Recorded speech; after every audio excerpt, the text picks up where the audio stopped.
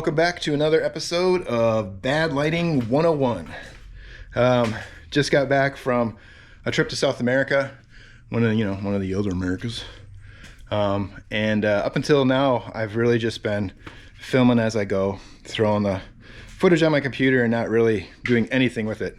So in the long trip and flights and layovers, I started going through and editing and putting out the videos that you may or may not have seen prior to this one. I had no idea some of that stuff was going on, the LED flicker. I really did think the GoPro did a better job in low light. It didn't. So apologize for that.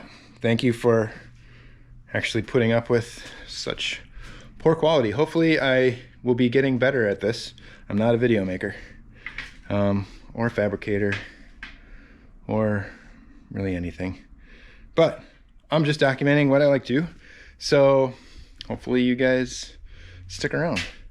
In that regard, I realized I also really didn't talk about my point or some of the purpose of the modifications that I was doing to the front part of the trailer. I did this triangulation. I guess it is a triangle from the start, but I added the third leg of the triangle, which is a receiver tube, because I wanted an adjustable tongue. I decided I wanted that.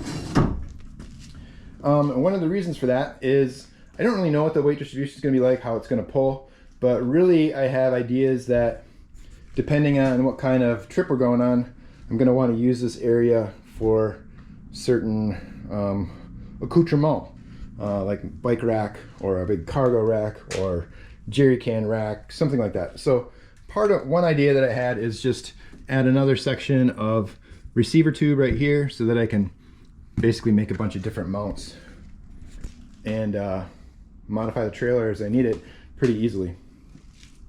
The other thing is that went with a lock and roll hitch, 360 degrees. So lock and roll, if you're watching, dang, I don't know how you guys sleep at night. These things are expensive.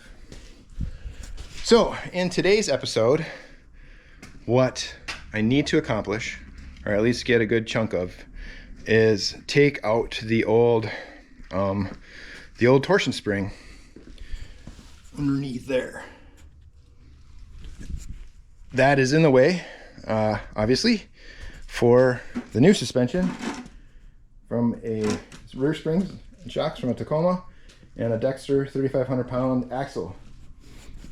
So I need to get rid of the old suspension and then start fabbing up mounts for the springs.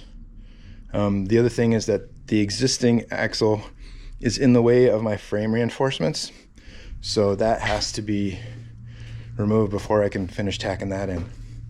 The other thing that I've kind of encountered is I kind of have to change plans, is with the front of the floor removed, the shell is no longer attached to anything. The only way this was attached is through that OSB screwed into the frame. So it's pretty floppy. I still have the rear of the floor in, and I'm not fully through, so that is all still attached. So I think I'm gonna have to at least try to keep this floor in, because without the floor, the bubble of the shell will just kind of want to spread out. So I'm gonna try and work on the front half, get that reattached again before I remove the rear half. The thing that's gonna kind of suck is getting at the axle, because the axle is underneath the floor that I don't want to remove. The other thing is I'm trying to keep the floor in one piece, because I want to use that as a template for the new floor. All right, so let's get her done.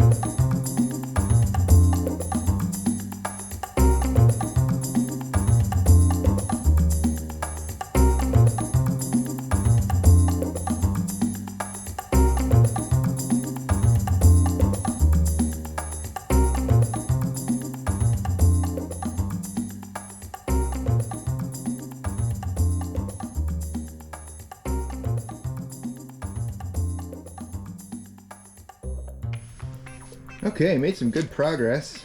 Got the axle out from the Scamp torsion axle. If anybody is curious, it really isn't that bad. It's hard to get at a couple of the welds, but basically there's a weld across the back of the tab, the front of the tab, and then a little strip here and a little bit strip here, and that was the only thing hanging on to the frame. The one that's inside the underneath the main tube is really hard to get at on both sides. I had to use a finger sander and then finally an air hammer chisel thing to break the last little bit of the weld off before I could get it out. But you can see quite a difference in girth between the original Scamp spindles in particular. So I should be pretty well set up with this. So now that the suspension is out of the way, we can see kind of what we're working with as far as getting the new suspension to be mounted. I've got one of my springs kind of laid up underneath here, going with the back of the drop floor as sort of my starting point, and the pin there you can see in the leaf spring is where the center of the axle will be. So this would give me room for the axle to travel way up if we get a really hard hit. Put a bump stop in here somewhere, makes sense.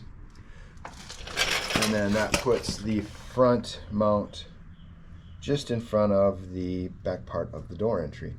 So this will work out because I plan on beefing up this whole area, and I can put a mount right there. One happy accident is the frame tubing is 3 inches wide, and so is the leaf spring for the Tacoma, so I don't have to get real funky with mounts. One other thing that we have to factor in is this drop floor is essentially giving the Scamp a 5-inch lift if we go off the main frame. So that means that at the back where the rear eyelet mounts, I'm going to have to either space it down to kind of compensate for that, or just do a 5-inch long shackle to kind of get the spring to run as flat as possible. So yeah, before I can really start on that, I have to finish up this side, the frame reinforcements, because I couldn't do that with the axle in the way. So I still need to bring it all the way along the back here. And I actually had to undo some of my tacks on the other side so I could get at the axle. I got a little ahead of myself over there. So I've got to finish the reinforcements on the side and underside, and probably do the same thing on this underneath piece. And then for the other side, since the door is the one that I cannot really change, the easiest thing will be to duplicate this underneath piece on the non-door side. I already have a 3x1.5 section of metal that I can just run along the floor just like this side is, and then that'll give me an equal starting point for the suspension. All right, let's get at it.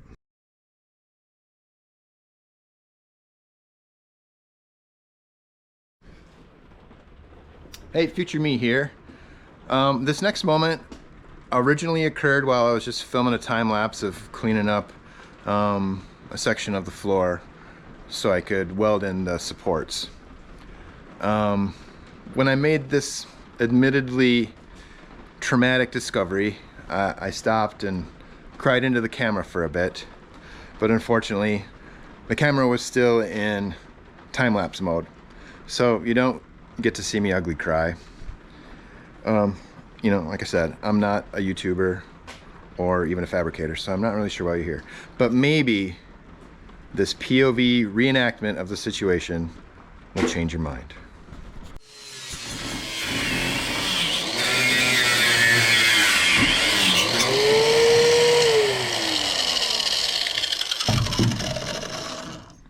Man, that rust is way worse than I thought.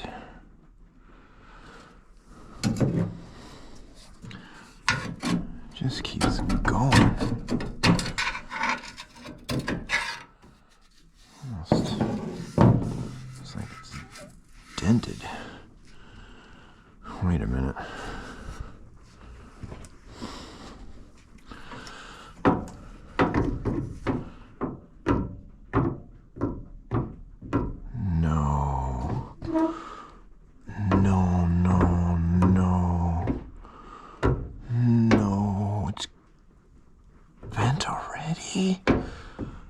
Oh no.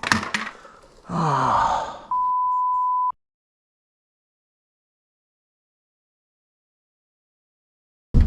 Well, after crying in my soup for a minute, I guess I just don't really have a choice.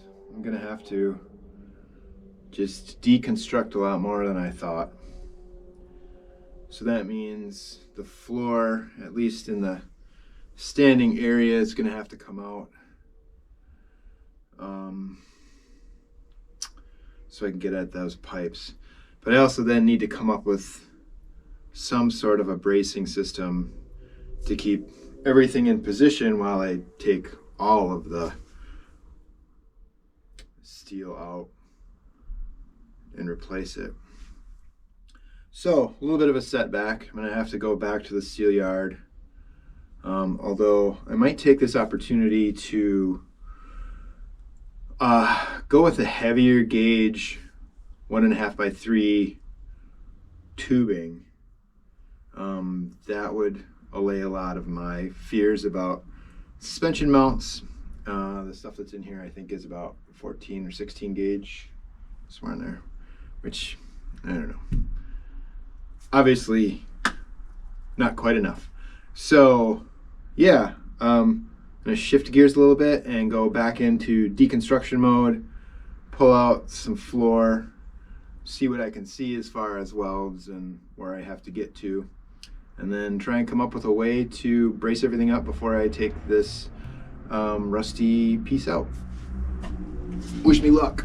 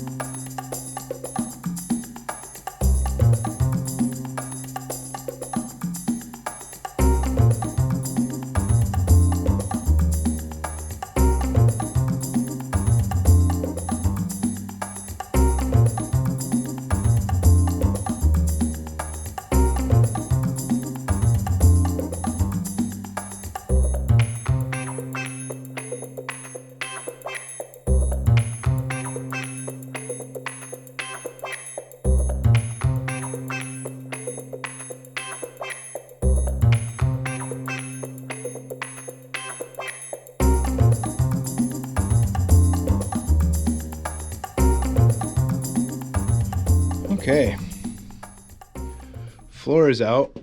I'm a little bit shocked to see the construction of everything here. Maybe even a little less than I expected.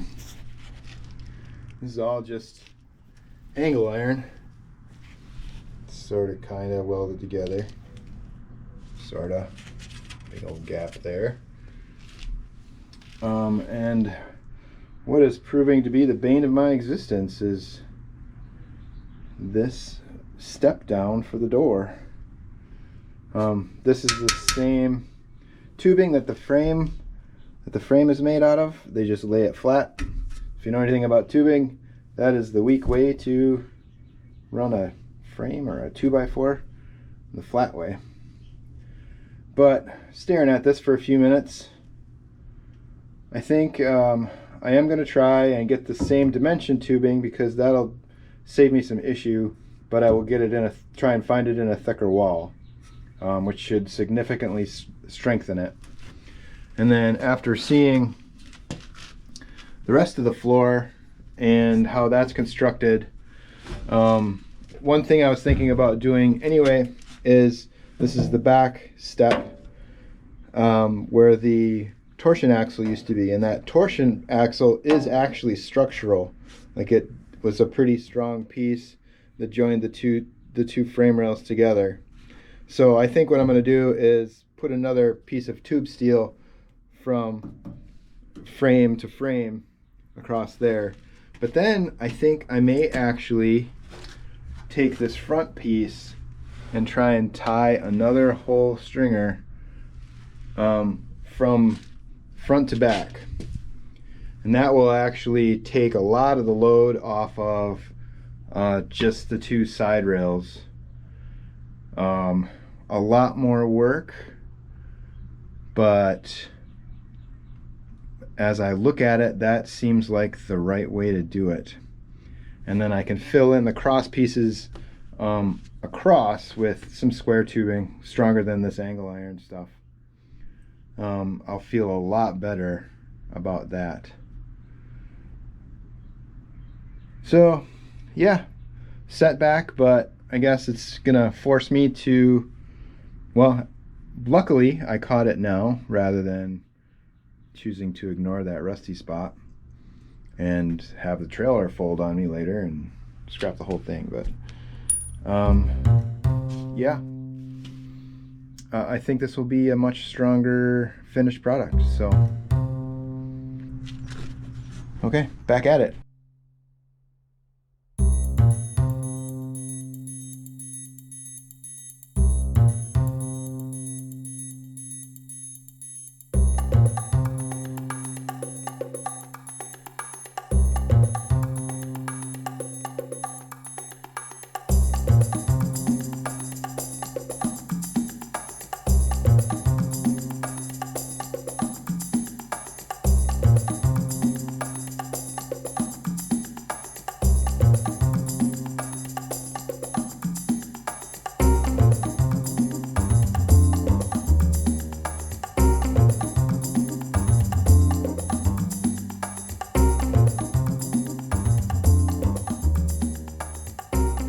It is a couple days since my last recording.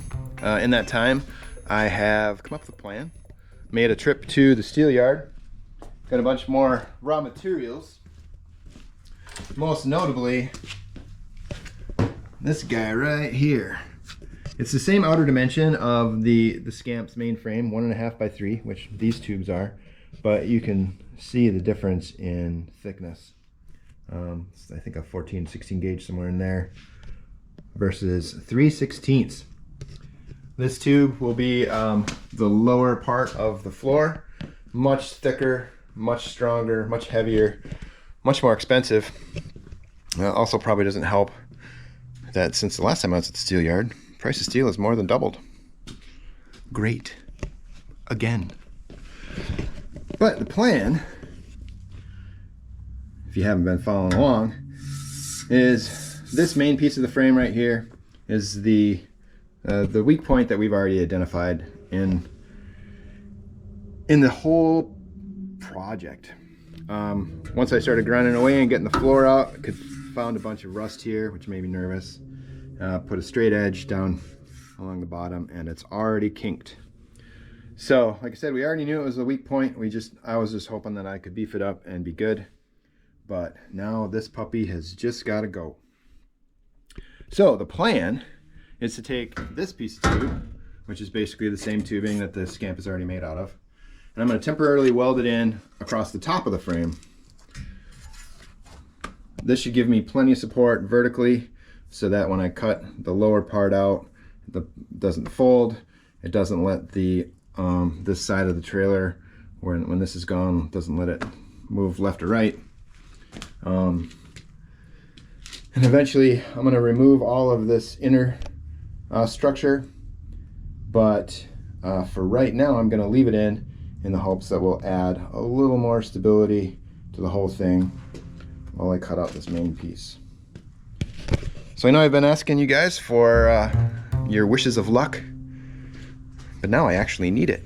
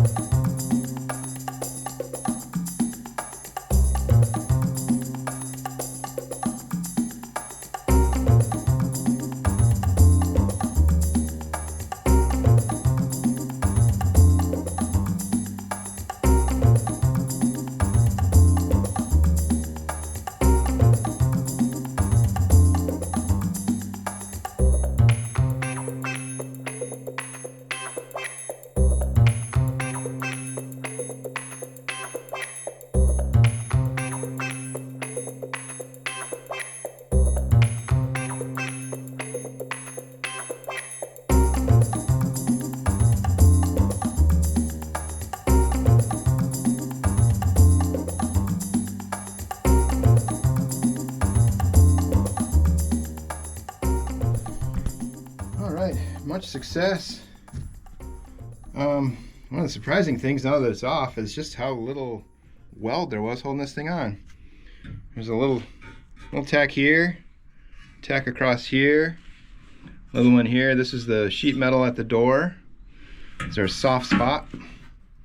And then all the way up here, there's a plate that goes on the outside that kind of joins this to the upper tube. That's just thin sheet metal. And then a little tack here for the angle iron. That was holding this whole darn thing on. So you can see there's all kinds of rust and stuff underneath where the sheet metal folded over. I think it's a good thing we're pulling this off.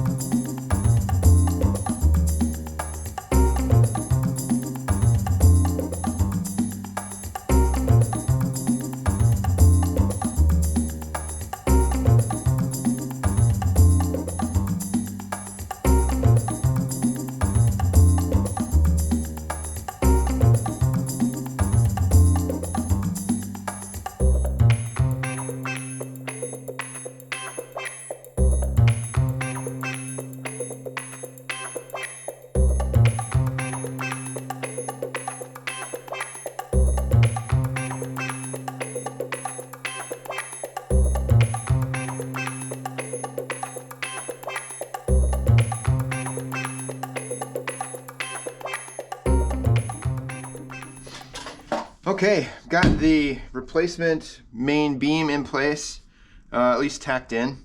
Everything is still nice and square, but right now it's basically only being held on by sheet metal from the drop floor. So that really needs to be reinforced, which is part of the plan anyway. But while everything is out of the way, one thing that I had wanted to do was replace this. This is the interface between the shell and the frame before, just a bunch of fiberglass backed with OSB, which is totally rotten. But I had talked about making this a box section area. I'll profile this to the shape of the Scamp outer shell, make a flange here so that it can actually be mounted with the door frame, and then that will be a very solid tie. And this will actually give me the foundation for my internal fender that's going to come at the end.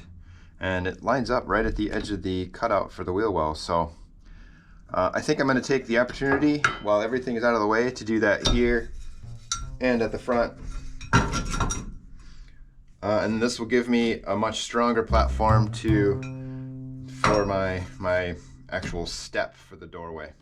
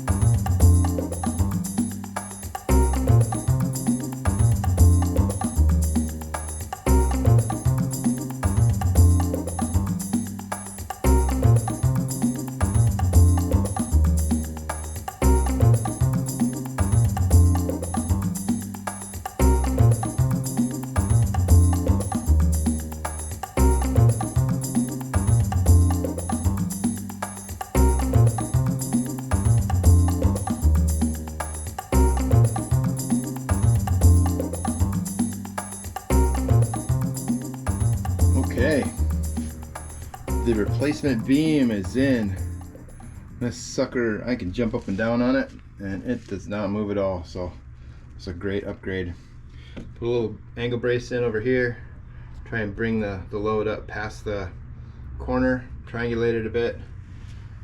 Got these step outs. Also has the flange I'm going to use to mount the shell to it on both sides.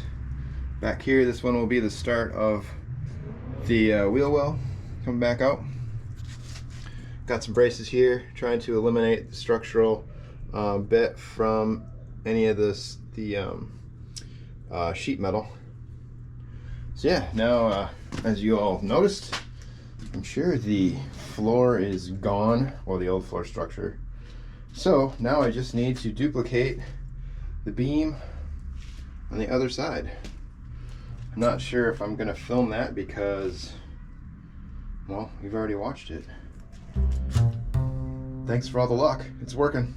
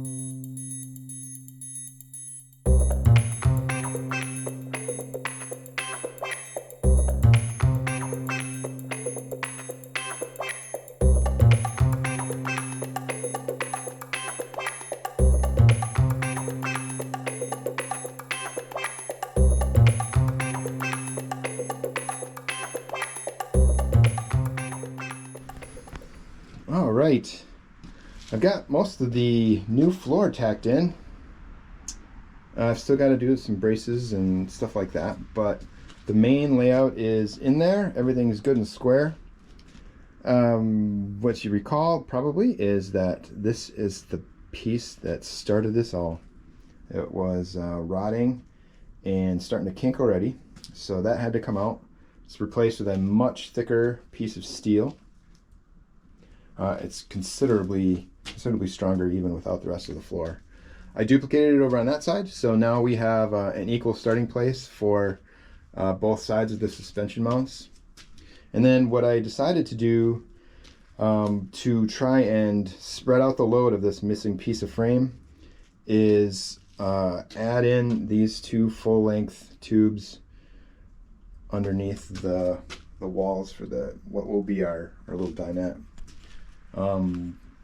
So that ties in the main cross member up front to the back cross member of the drop floor. and you can jump up and down on this thing now, even just tacked, and it doesn't flex at all. So that is a real good thing. So I probably won't bore you with another time lapse of me welding all this stuff together, so it's probably a good place to stop this episode.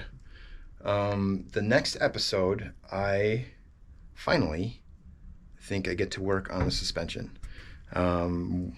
Axle's out of the way, frame should be in a good spot. So that leaves mounts.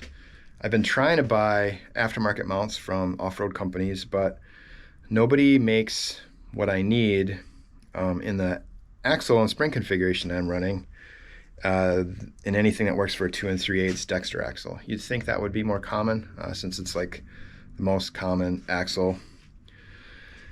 But yeah, that was part of the stuff that was on my shopping list at the steel yard. I got some 1/4-inch plate to start fabbing up those mounts, which will be a learning experience. Probably waste a lot of steel, so you should tune in for that. Yeah, so what did we learn in this episode? We learned that if you have a maintenance issue on your camper, you should take care of it now, because later is too late. Yeah, you should do it now.